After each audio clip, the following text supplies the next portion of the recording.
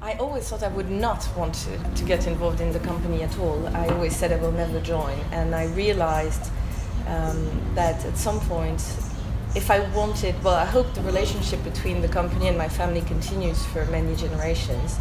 And at some when it gets to my generation and we have to be taking the decisions, we need to be ready for this. We need to be good shareholders. I believe strongly that we have a duty of care to the brands, to the company, to the beautiful products that we make. And so we need to understand and to be knowledgeable enough to be making the right decisions, not just for us, but for the whole group. So I thought, you know what, joining the company is probably the best way I learn from the inside how it is, and that's why I decided to join.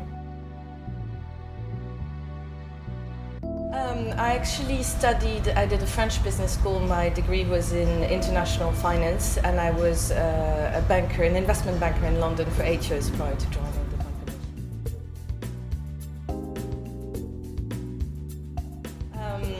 Well, it's actually not a very good story. Being a banker is quite stressful, it turns out, and I had a pretty severe back problem, so I had to stop working altogether for about a year. And that's when I had the time to actually stop and reflect and realize that, you know, joining Rémy was probably the next step for me to prepare myself for the future. The good thing was 2 other of my cousins were joining at the same time, so it was very much the new generation comes in, which I think made it a lot easier for us and for everybody else. It made sense. We were all of us joining. That's it. Now we're getting involved. It's out.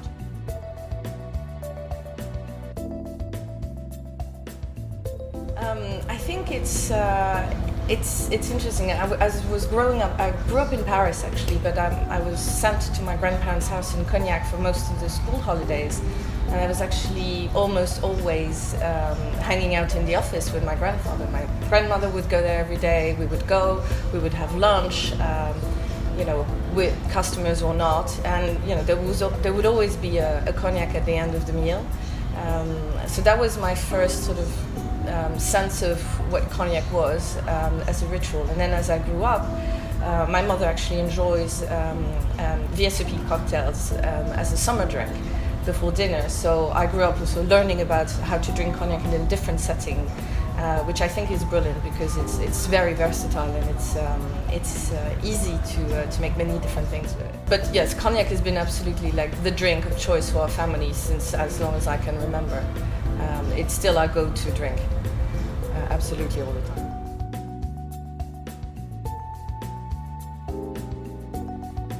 It depends on which cognac I'm drinking.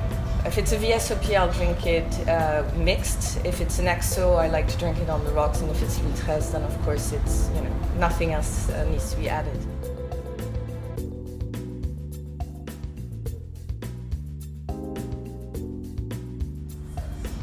Well, first of all, let's say its age. The first bottle of Louis actually was created in 1874 by Paul-Émile Rémy Martin. He was the 4th of his family as well, the 4th generation. And his, you know, grandfather, great-grandfather, grandfather and father before him had put aside some special eau de vie from the Grand Champagne terroir, which is the best terroir in cognac. And they had kept them, and he decided to actually be a little bit foolish and young, and he would taste them, and he realized he had something truly incredible in his hands, and that it deserved to be, you know, it deserved a bottle that was in itself quite special. It was actually, from the beginning, in a glass bottle, always shipped in a glass bottle. It was never sold, for instance, in casks like could have been done with other spirits at the time. So yes, you know, Louis XIII has been around since 1874. We've had quite a bit of practice with it, which I think is a good thing. Then the second one would be probably, I mean, the origin of the grapes. Only the grapes from the best terroir, and exclusively those, 100% Grand Champagne. You know, we don't get to buy eau de vie every year that are capable of becoming Louis XIII. So thankfully we have quite a large amount of stocks to prepare for the next generations. We do say, you know, it's a century in a bottle because it does take 4 generations of cellar masters to create a bottle because the eau de vie are aged up to 100 years old. Actually, probably some even more, but we stopped counting after that. And so our current cellar master, Baptiste Oiseau, who is, I think he's been officially the cellar master for about 4 years now. But he's been working with the previous cellar master for at least 10 years beforehand. He was chosen by our previous cellar master to be the new incarnation. And the Louis XIII he's preparing now is actually not going to be open until 2115, 2116. He will never see the sum of the end. And what he is bottling as Louis XIII at the moment is the fruits of the labor of his 2, 3, 4 predecessors. So it's always a little bit emotional for me when I drink Louis XIII, because I know that, it doesn't matter which bottle of Louis I'm having. I know my grandfather was alive when it was made, and probably my great-grandfather as well, my mother. So it's still, it does pull me back through the generations and really puts me in touch with the roots of the family.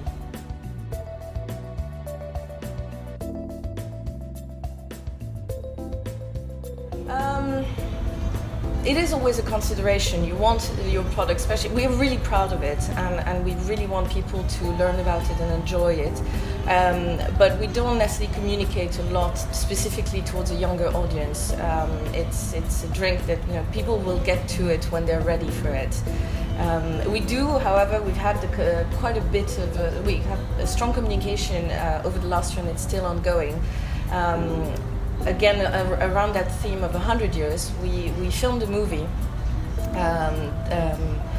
written and acted by John Malkovich. The director is Robert Rodriguez, and it's called 100 Years, the movie you will never see. Because there's only one copy, it's in the safe. The safe is currently traveling around the world, and in November it will move back to Cognac, and it will be in our cellars in Cognac with the Louis XIII, and it won't open for another 99 years.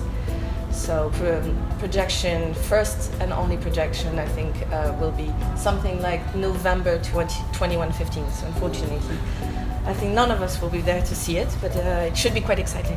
There's one copy. Obviously the people who worked on the movie have seen it. They know what it's about.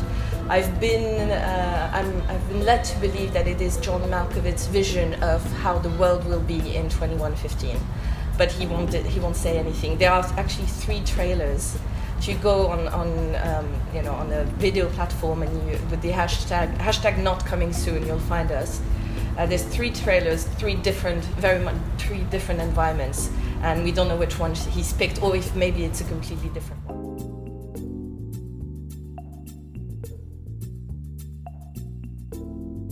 I think it comes quite naturally, in particular in the case. If you look at the bottle, it's very iconic. It's very eye-catching design, especially when it's Magnum like this one, which is a new launch that we've had. But we chose the bottle. The bottle was chosen because of its shape. It was beautiful. It's been the same or very similar since the beginning. We truly consider Louis XIII to be a luxury item. It's not just a spirit. It's more than a spirit. It's an object. It's almost like an iconic perfume or things like that.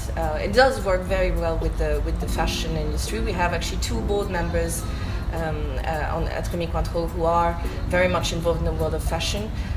We have the director of Chanel Haute Couture, and we have Laure Dubreuil, happens to be one of my cousins, but she actually owns the Webster fashion in the shop in Miami in the US. So we have always had I think not necessarily a link, but it's part of the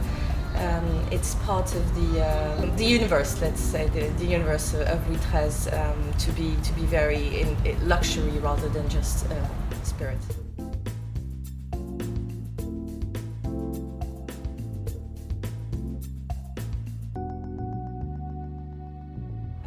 I think in terms of the company or the Rémy, the family business, definitely my grandfather and my mother are 2 very big influences. Because I got to spend also a lot of time with my grandfather, seeing him in the office, with the people around him. And my mother was running the company. She was the chief executive and CEO and president of the board for a long time. Now it's one of my uncles, so I get to see that as well. Their generation. is still absolutely in control and has, you know, hopefully many more years in front of them so they can teach us what they know. But I think it's all of that that idea of one generation to the next. I'm working not for my generation, and my cousins will say the same thing. We're already working for the next generation. I don't have children myself, but my cousins have, you know, so far I think there's 19 of them, so we have quite a few of the next generation. It's a long-term business. In terms of mentor, I think what's very important for me, and that has been the case in my entire career, even before I joined Remy, is you don't work for people, you work with people. It's all about working as a team together, and I think, you know, getting along with your colleagues, but working together towards the same objective is something that's always been very important. Getting along with people. I was lucky that I had that in my previous life, even though investment banking is not necessarily the place you'd expect to see it. I was in a brilliant team with an amazing team leader who really made us feel like a team, and that's something that has been very important in shaping my outlook on work. And I have the same thing here with the company. It felt very natural when we joined our generation that we were joining, and people of the company would say, "Oh, good, your generation is joining. It's wonderful to know that, you know, it's an ongoing thing, and the family will carry on, and you're there to learn, and we're going to teach you as much as we can so that you're ready for whenever you need to."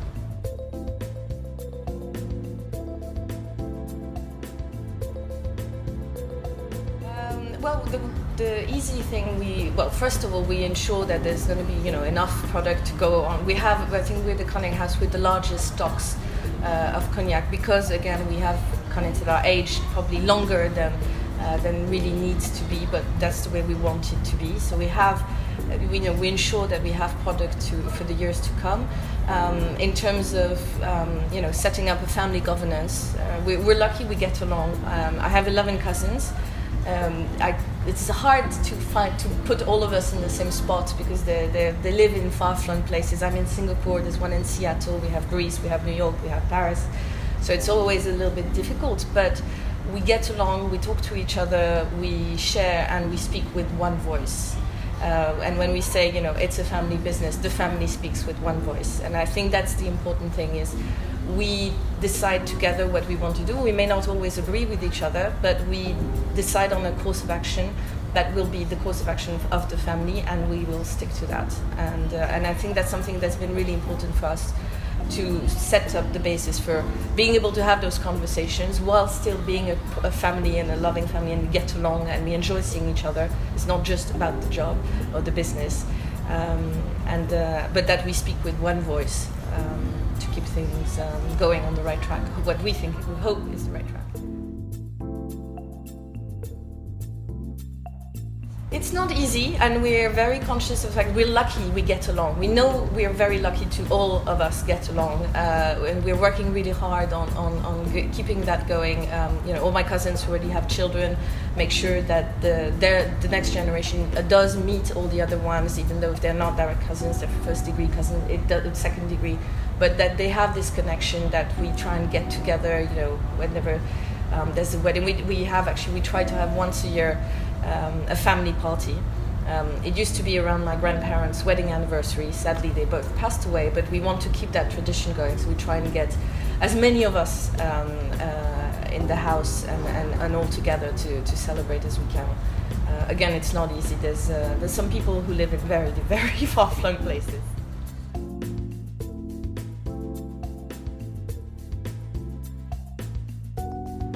I think the first one is that idea that you still need to hold your glass from the bottom to warm it up.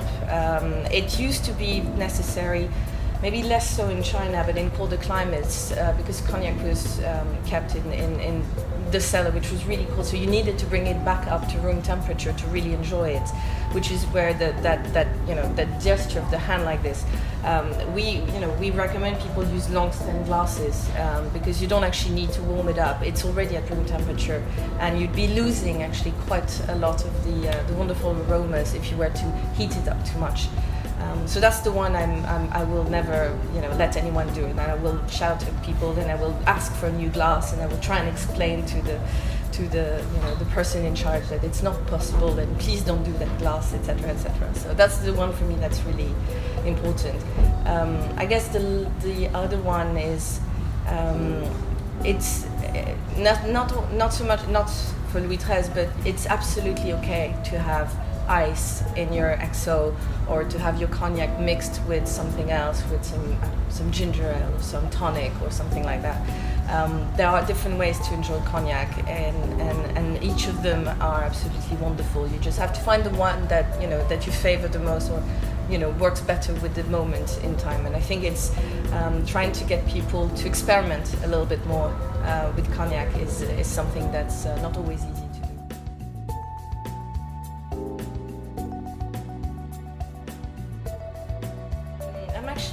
I know it pairs really well with Asian food. I think it's the flavors, the strong flavors of Chinese food, for instance, go really well with cognac, better than they would with a wine, whether French or not. Unfortunately, while I do like Asian cuisine and Chinese cuisine, I'm terrible with spice. So there's a lot of stuff that I cannot eat in Chinese cuisine because it's just too spicy for me. But yes, it's a very good accompaniment to a meal, and it will work really well with the flavors. There's a lot of aromas as well in cognac. It's a blend of many different eau de vie, up to 1,200 for Louis XIII, for instance. So you can imagine there's a lot of different flavors in that, and that's also the case with very flavorful cuisines that have a lot of ingredients and a lot of things mixed together.